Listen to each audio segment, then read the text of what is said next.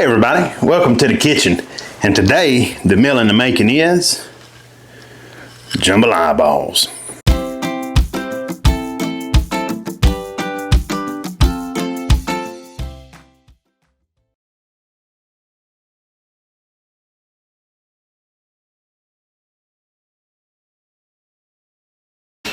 So the first thing you want to do, start off with your leftover jambalaya. If you do not have a jambalaya recipe, I do. I'll link the video. Now what you want to do is you're shooting for about 1.5 inches of, is about the size balls you're looking for.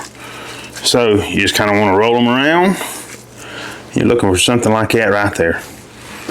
You just make them until you're out.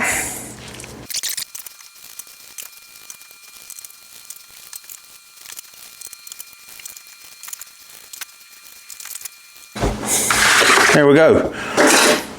All right, now it's time for the fryer. You've got your balls, you've got your bread mixture, and you've got your milk and egg mixture. So we're off to the fryer. So we're going to be frying these guys at about 350 degrees. And you're going to go about 3 or 4 minutes.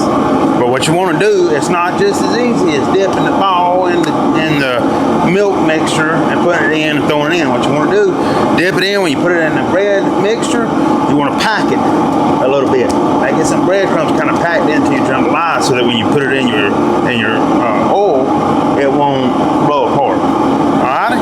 So what you're going to do, take your first one here, dip him in, like so, into your breadcrumbs, coat the top. See here? Kind of packing together a little bit. So you want to end up with something like that right there, and straight into your Earl.